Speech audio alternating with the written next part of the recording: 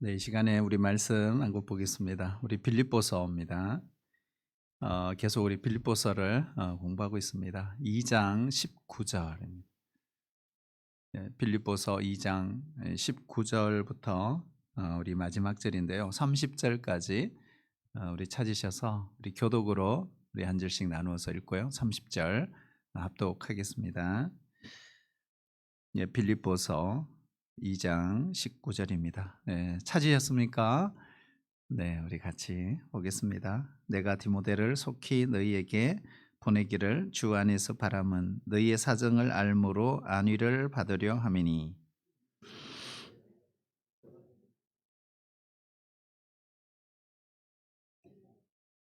그들이 다 자기 일을 구하고 그리스도 예수의 일을 구하지 아니하되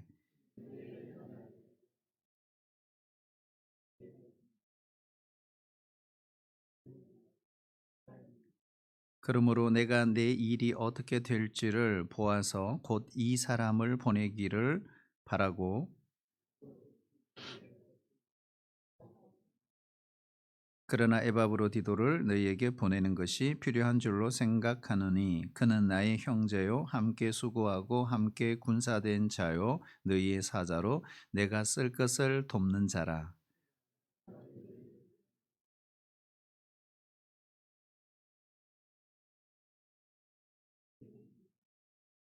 그가 병들어 죽게 되었으나 하나님이 그를 긍휼히 여기셨고 그뿐 아니라 또 나를 긍휼히 여기사 내 근심 위에 근심을 면하게 하셨느니라.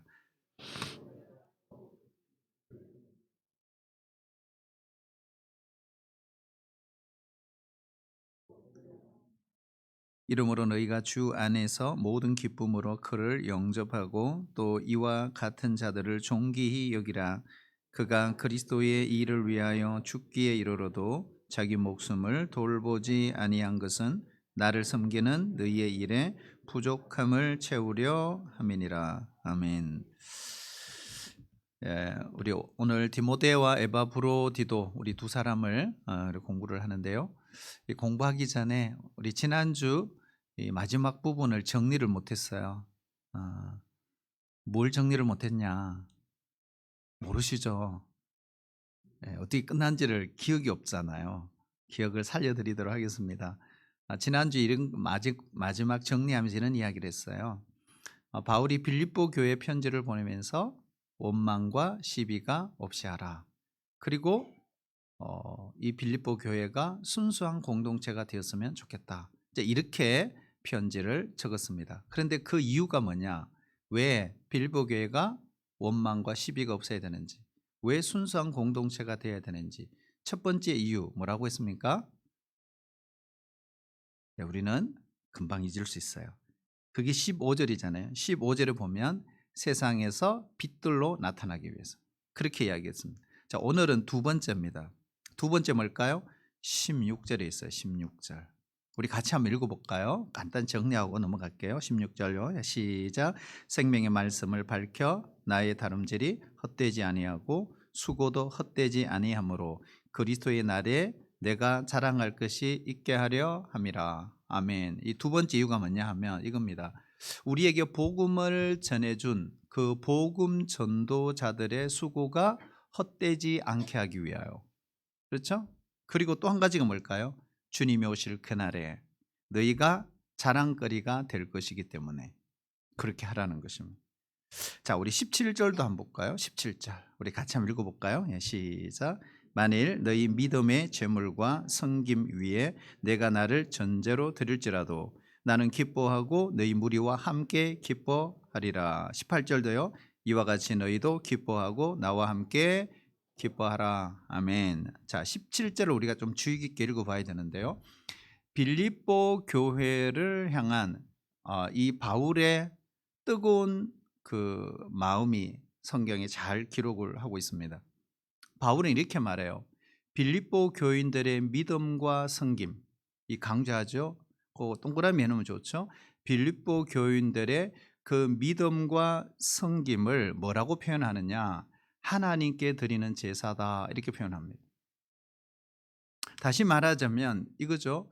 두렵고 떨림으로 구원을 이루며 늘 하나님 말씀에 복종하면서 이 세상에서 그런 빛된 삶을 살고 선교적인 그런 사명을 힘쓰는 빌립보 교인들의 그 하루하루의 삶은 하나님께 올려드리는 제사다, 이런 이야기입니다.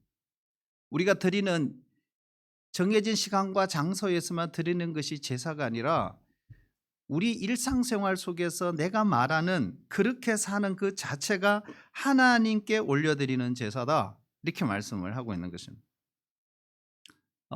이런 구약의 희생 제물을 드릴 때 그 마지막 순서가 있어요. 그 제물 위에다가 포도주를 붓는 행위를 합니다. 무슨 제사? 희생 제물. 그러니까 희생 제사를 드릴 때는 그 희생 제물 마지막 순서가 뭐냐? 그 제물 위에 포도주를 부어요. 이것을 우리는 관제라고 표현합니다. 그래서 제물에 붓는 포도주, 이것은 붓는 순간 흘러서 없어집니다. 바울은 이렇게 표현해요. 자신의 생명을 관제처럼, 희생 제물처럼 바쳐지는 관제라 할지라도 빌립보 교회의 너희들이 정말 원망과 시비 없이 예수님을 믿고 정말 빌립보 교회가 교회로서의 위상을 세워갈 수만 있다면 나는 그것으로 기뻐한다. 그러니 이 사도 바울의 기쁨은 오직 한 가지예요. 교회, 교회, 교회입니다. 교회 때문에 울고, 교회 때문에 기뻐하고, 교회 때문에 즐거워하고, 교회 때문에 자기의 생명을 관제처럼 드릴 수 있다, 이렇게 말하는 거예요. 그것이 그의 기쁨이었다는 겁니다. 우리 교회, 우리 지도자들이요, 오늘 이 바울과 같은 이런 희생 정신을 갖고 사역을 하면 얼마나 좋을까. 특별히 목사가 존재하는 이유, 바로 이것이라는 거예요. 평신도가 자기 자리를 잡고 자기 역할을 잘 하고 평신도 사역자로 헌신할 수 있도록 그들을 깨워서 길을 열어주고 방향을 제시해주고, 그것이 바로 평깨잖아요. 평신도를 깨워라. 그리고 그들 마음속에 있는 잠재력을 일깨워줘서 그 열정을 하나로 모아서 멘토링하는 삶이 목회자의 삶이 되어야 하는 것입니다. 그래서 멘토와 멘티의 관계가 형성이 되고 이루어질 때 건강한 교회가 될 수 있다는 것이죠. 자, 우리 17절, 18절을 보면 기쁨이라는 단어를 계속 씁니다. 기쁨, 기쁨. 빌립보 교인들도 내가 너희를 보면서 이렇게 기뻐하는데 너희도 좀 기뻐했으면 좋겠다. 같이 기뻐합시다. 뭐 이렇게 이야기하는 거예요. 여러분, 신자의 진정한 기쁨은 어디서 올까? 어떤 기쁨이 교회 안에 우리 모두를 하나로 묶을 수 있을까? 그게 뭘까요? 가장 중요한 게 지도자입니다. 그러니까 지도자가 모범을 보이고 희생하는 일을 아끼지 않는 것, 그리고 그 희생을 통해서 평신도들이 잘 배워서 그 말씀대로 순종하며 빛의 삶을 살고 우리 일상의 삶 속에서 선교적인 삶을 살고 힘쓸 때 그것이 세상에서 맛볼 수 없는 교회 공동체 안에서만 맛보는 진정한 기쁨이라는 것입니다. 우리 교회 안에 정말 이런 기쁨이 강수처럼 흘러 넘치시기를 바랍니다. 이걸 바울이 원했던 것입니다. 바울의 뜨거운 마음이죠. 여러분, 한 사람의 위대함을 보려면요, 이런 말이 있어요. 그 사람의 영향을 받은 제자들이 주변에 얼마나 있는가 보아라, 이런 말이 있어요. 유명하죠. 제자 훈련의 유명한 문구입니다. 한 사람의 위대함을 보려면 그 사람의 영향을 받은 제자들이 주변에 얼마나 있는가 하는 것입니다. 예수님은 12제자들을 훈련시켰어요. 그리고 그 12제자가 세계를 움직이는 사람들로 만들어졌습니다. 12제자들은 또 자신들의 제자들을 세웠어요. 우리 그 사람들이 많이 있지만 특별히 애제자라고 하잖아요. 애제자. 우리가 유명한 우리 기독교 2000년 역사 유명한 순교자들이 많아요. 그중에 대표적인 사람이 폴리캅이라는, 우리가 성지순례 가면 폴리캅의 순교지를 직접 갑니다. 이 폴리캅은 누구의 애제자냐? 사도 요한의 애제자입니다. 그가 마지막 순간에 장작 위에 불을 지폈습니다. 근데 올려놓고 불을 지폈는데 폴리캅이 죽지를 않는 거예요. 그래서 서서히 죽이기 위해서 마른 장작 위에다가 다시 폴리캅을 얹었어요. 그래도 죽지 않는 거예요. 나중에 참수형으로 저를 죽입니다. 여러분, 바울도요. 바울 주변에 그를 만나 새로운 인생이 된 사람들이 정말 수를 헤아릴 수 없을 만큼 많았어요. 그런데 그 대표적인 사람을 두 사람을 공부합니다. 그 사람이 바로 따라올까요? 디모데와 에바브로디도. 자, 디모데와 에바브로디도입니다. 여러분, 우리 교회도 마찬가지입니다. 우리 원주 동부교회의 목회 철학은 한영혼 철학입니다. 그래서 한영혼 철학이 뭐냐 하면 그 성도들 한 사람 한 사람이 예수님처럼 생각하고 예수님처럼 말하고 예수님처럼 행동하고 예수님처럼 사역하는, 한마디로 말하면 예수님을 닮은 사람으로 만들어내는 것입니다. 그래서 성도들이 그런 제자가 되고 그런 리더가 되고 그런 작은 예수로 세워지는 것. 여러분, 이건 예수님의 꿈이었습니다. 바울의 꿈이었습니다. 그리고 오늘날 우리의 꿈이 되어야 합니다. 그래서 우리는 그리스도인으로 사는 것이 아니에요. 따라볼까요? 작은 예수로 살아야 합니다. 그리스도인으로 사는 게 아니에요. 작은 예수로 살아가는 것입니다. 그래서 오늘 첫 번째 우리가 볼 인물이 디모데죠. 디모데. 바울은 디모데를 빌립보 교회에다가 보내려고 했어요. 그 목적을 뭐라고 했죠? 왜 보내려고 했죠? 오늘 19절 이하 보면 나오죠. 자신의 소식을 알리고 싶었던 거예요. 지금 바울이 어디 있는 거예요? 바울이 하늘나라에 있어요. 성경 기록될 때 어디 있었어요? 로마 감옥에 있었죠. 그래서 빌립보 교회에다가 자기의 소식을 알리고 싶었어요. 그리고 또한 빌립보 교회의 사정을 알기를 원했습니다. 로마 감옥에 갇혀 있는 이 바울이 그가 복음을 전했던 빌립보 교회 소식을 듣는 것이 매우 큰 기쁨이 되었을 것입니다. 자, 그런데 중요한 것이 있어요. 이런 두 가지 목적을 위해서 바울은 많은 사람 중에 디모데를 선택을 했다는 거예요. 그리고 그 디모데를 빌립보 교회에다가 보내고 있습니다. 이유가 뭘까 하는 것입니다. 이유가 오늘 설명을 하고 있어요. 20절에 우리 같이 한번 읽어볼까요? 20절요. 시작. 이는 뜻을 같이하여 너희 사정을 진실이 생각할 자가 이밖에 내게 없습니다. 아멘. 이게 무슨 말입니까? 한마디로 말하면 이겁니다. 디모데는 빌립보 교회를 누구보다 진심으로 생각하는 사람이다. 신실한 사역자다. 이런 말입니다. 여러분, 우리가 시간이 지나가도 기억나는 사람이 있어요. 멀리 떨어져도 기억나는 사람이 있어요. 기회가 주어지면 다시 한번 함께 사역하고 싶은 사람이 있어요. 일을 맡겨도 믿을 수 있는 사람이 있어요. 잔머리를 굴리지 않고 신실하게 사역하는 사람이 있습니다. 그 사람이 바로 디모데였던 것입니다.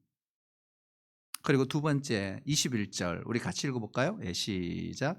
그들이 다 자기 일을 구하고 그리스도 예수의 일을 구하지 아니하되. 참 중요하죠. 저는 이 성경 오늘 말씀을 쭉 읽으면서요, 사도 바울 주변에 그렇게 동력자가 많았을 텐데 정말 그랬나? 이런 의심도 해봤어요.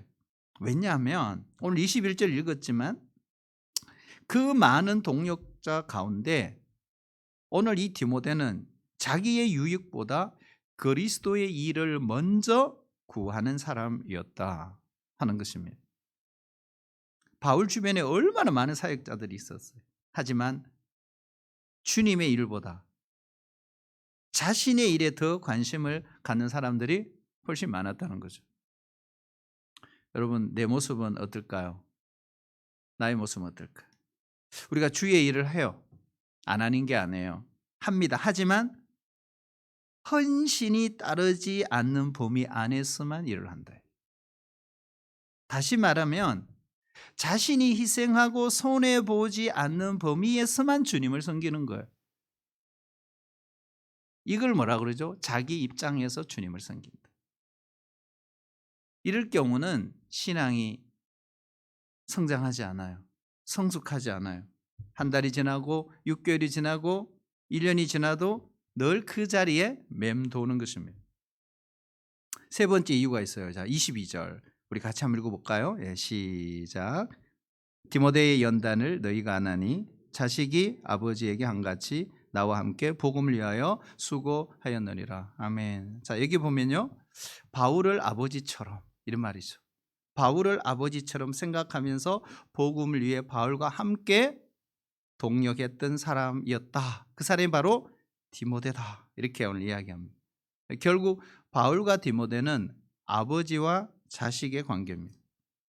길을 인도하고 영적 지도를 하고 때로는 질책도 하고 잘못된 신앙이나 그 인격을 지적해주는 그런 관계. 그리고 디모데 입장에서는 자식의 마음으로 영적 아비의 마음을 그대로 받아들여서 순종하고 스승과 제자의 관계인 것입니다. 여러분, 디모데가 바울을 언제 만났죠? 언제 디모데가 바울을 만났어요? 네? 그때 만났어요. 그때가 언제입니까? 바로 바울 1차 선교 여행 때, 그죠? 그 비시디아 안디옥 지역의 루스드라에서 돌에 맞아 바울이 죽은 줄 알고 그냥 영문 밖으로 던져버렸을 때. 근데 그 현장에 누가 있었냐? 디모데가 있었던 거예요. 그때부터 디모데는 한 번도 바울을 떠난 적이 없습니다. 중요한 포인트입니다. 여러분, 사람이 고난을 받고 어려움을 당하면 떠납니다. 이게 정상이에요. 그런데 이상하게 디모데는 그 고난의 현장에 같이 있으면서 바울을 보면서도 그때부터 바울을 떠난 적이 한 번도 없어요. 덜 같이 가요. 고난을 겪을 때 그의 곁을 떠나지 않았던 사람, 어려울 때 함께 십자가를 졌던 사람, 자신의 믿음과 인격과 충성심이 그 어떠한지를 철저하게 검증받은 사람이 디모데입니다. 이런 말이 있잖아요. 사람은 겪어봐야 알 수 있다. 이런 말이 있어요. 평안할 때, 그리고 힘들 때, 성공했을 때, 실패했을 때 함께 겪어보면서 자연스럽게 마음이 가고 믿음이 가는 사람, 우리는 그 사람을 신뢰합니다. 그래야 뒤탈이 없어요. 제가 나오기 전에 밥 먹으면서 짤로 정말 석학들이 나와서 하는 대화를 잠깐 들었어요. 이런 말을 하더라고요. 신뢰할 수 있는 사람이 있고 매력 있는 사람이 있다는 거예요. 근데 신뢰할 수 있는 사람, 가까운 사람이라는 거예요. 근데 매력 있는 사람은 멀리 있는 사람이라는 거예요. 여러분, 저 미국에 있는 사람, 저 멀리 일본에 있는 사람이라도 누군지는 몰라도 매력이 있으면 좋아합니다. 그러나 신뢰는 달라요. 그죠? 신뢰하는 사람을 가까이 둡니다. 가까이 있는 사람을 신뢰하게 되죠. 그런 거죠. 그래서 바울은 바로 이 디모데를 가까이 두면서 신뢰했던 것입니다. 믿음이 특별하다는 이유로 사람을 무조건 바울은 신뢰하지 않았어요. 바울이 어떤 사람인데요? 그렇다고 남달리 막 가슴이 뜨겁다고 해서 그에게 중요한 일을 맡긴 것도 아니에요. 중요한 것이 있어요. 한번 따를까요?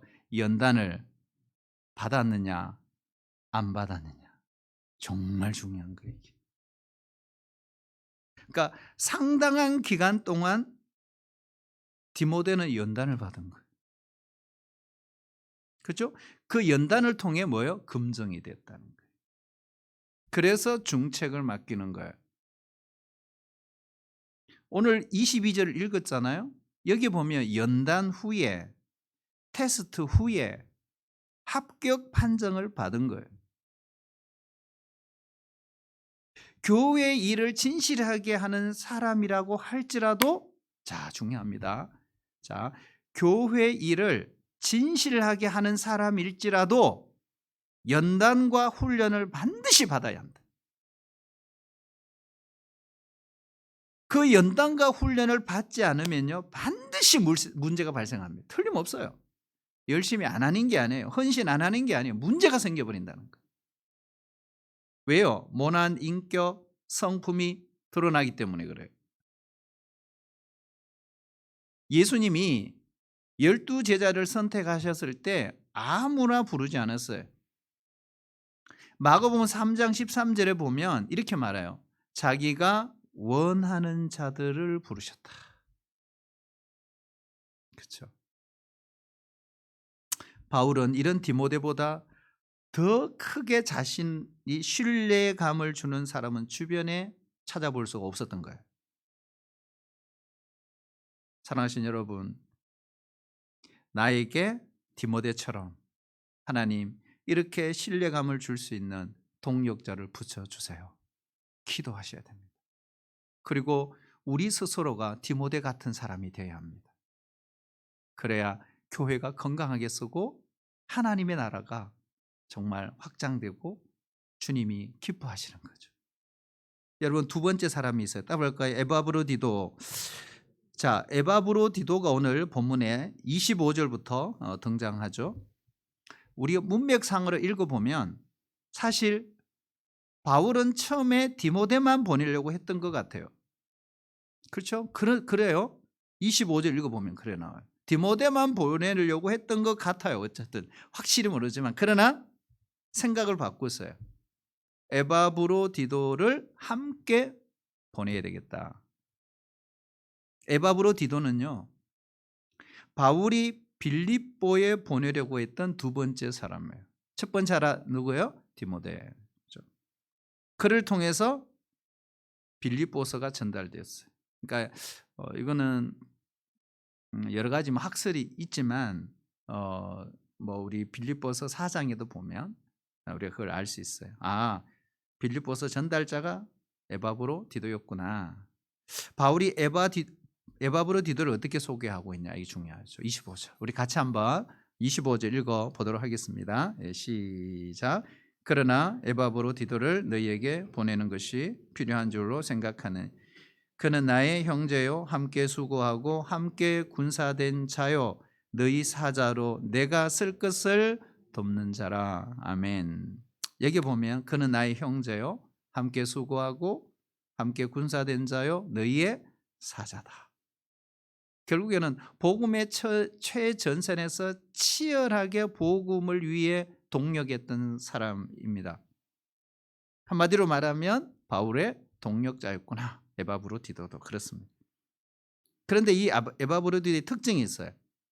이 에바브로디도는 빌립보 교회의 리더십이에요. 그리고 빌립보 교회에서 대표자를 세워 생활비죠. 생활비. 요즘 말하면 영치금이라 그러죠.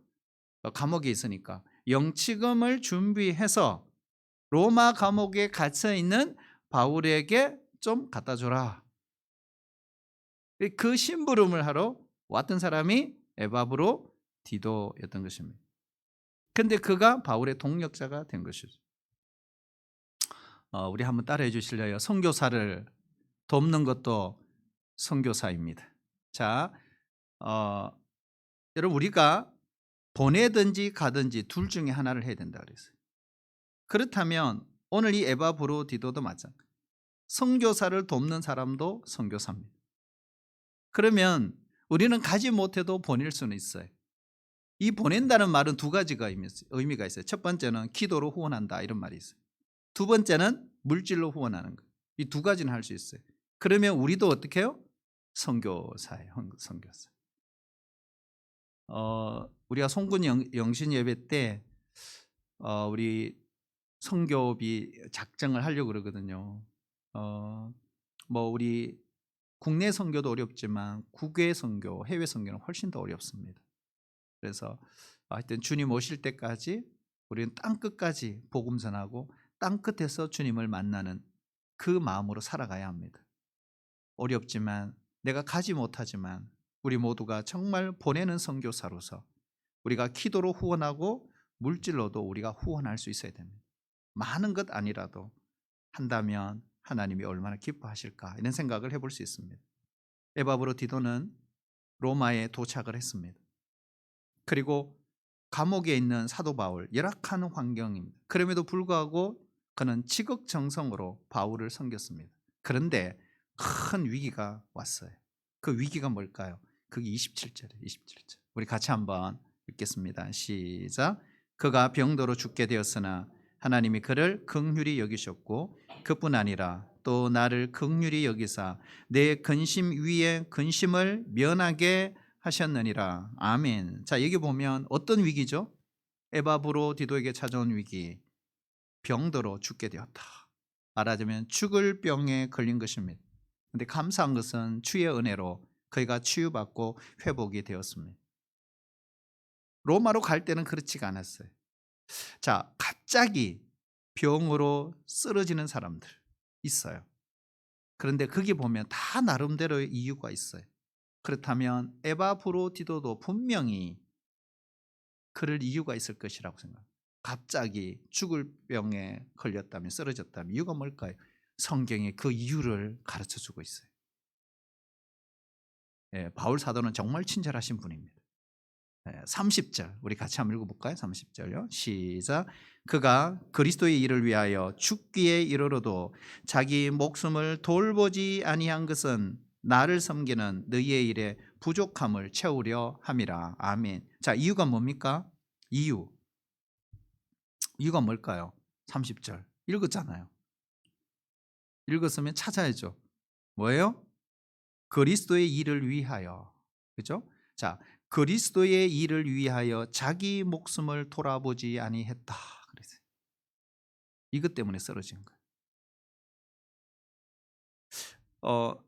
여러분 바울이 1차, 2차, 3차, 4차 이런 선교 여행을 정말 성공적으로 감당할 수 있었던 이유가 이겁니다. 그리스도를 위하여 죽음에 이르러서도 자기 목숨을 돌보지 아니했던 바로 이 에바브로디도와 같은 사람이 있었기 때문에 그렇습니다.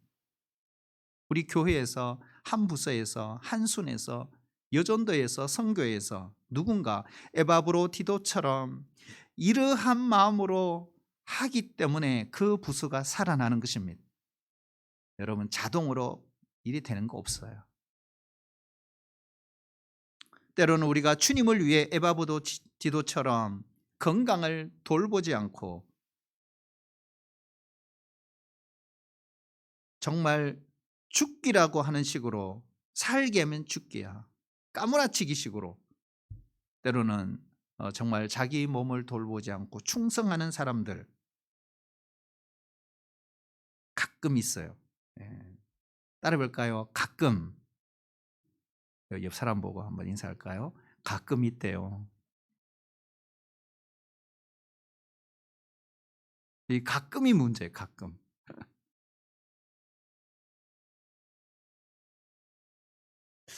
그들은 주님보다 건강을 앞세우는 것은 죽도록 충성하는 태도가 아니라고 생각하는 사람들입니다.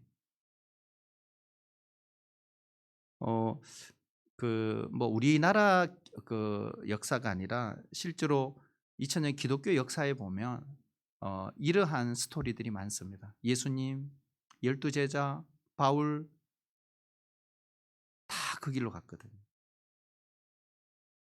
미국의 인디언들에게 복음을 전하려다가 자기 몸을 혹사하고 20대 젊은 나이에 요절한 유명한 선교사가 있어요. 브레이너드 선교사. 정말 신령한 설교가였던 로버트 맥체인이라는 분이 있어요. 미국 초창기 영적 대각성 부흥의 주역이었던, 자신의 몸이 망가지는 것조차도 모르고 쉬기를 거부했던 50세에 세상을 떠났던 유명한 휘트니 목사님이 있어요. 종교개혁자 마르틴 루트, 조지 휘필드, 존 칼빈 개혁교회 아버지, 장로교회 아버지, 찰스 스펄전, 다 공통점이 50대 초반 중반에 그들은 세상을 떠나 하나님 나라 갔습니다. 이유는 한 가지예요. 모두 목회와 설교와 지필 때문에 지나친 힘을 소진한 결과였던 것입니다. 우리가 잘 아는 조지 휘필드, 누가 한 말인지 모르지만 우리에게 알려진 유명한 명문 문구가 있어요. 썩어서 죽느니 그리스도를 위하여서 달아서 죽고 싶습니다. 조지 휘필드의 말이에요. 여러분, 우리나라에도 이러한 믿음의 좋은 선배들이 있습니다. 우리 한국교회 초창기 십자가의 사랑을 외치며 전국을 다니며 30대 나이로 생을 마감했던 그 유명한 이용도 목사님. 그래서 바울은 이렇게 말해요. 이런 자를 잘 영접하고 그들을 어떻게 해요? 존귀하게 여겨라 그랬어요. 자, 우리 한번 읽어볼까요? 29절 한번 읽어볼게요. 시작.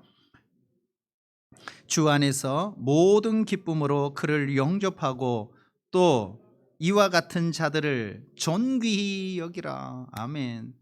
여러분, 하나님 마음이 바울의 마음이고, 그렇잖아요.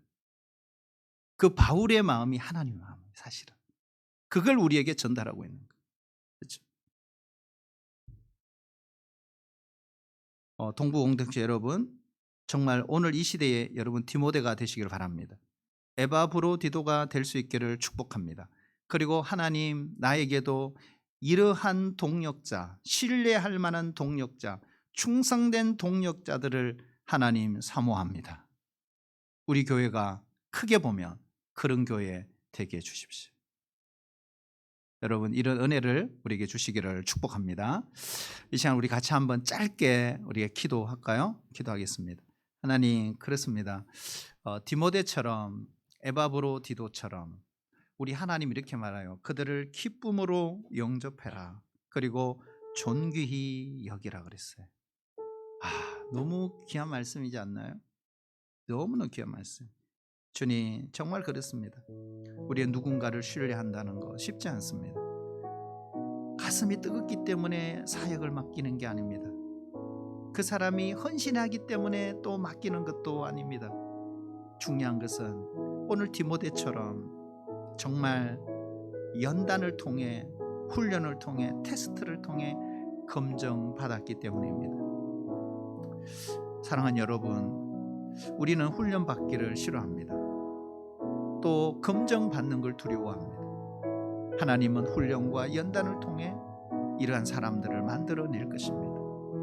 주님, 우리 교회가 에바브로디도와 같은 존귀한 자들을 주시고 자신의 입장이나 자신의 건강이나 자신의 환경보다 주님을 더 사랑하는 공동체가 되게 해주십시오. 그리고 그런 교회, 그런 성도 되게 해주십시오. 우리 같이 한번 통성으로 합심해서 이 시간에 기도하도록 하겠습니다. 기도하겠습니다.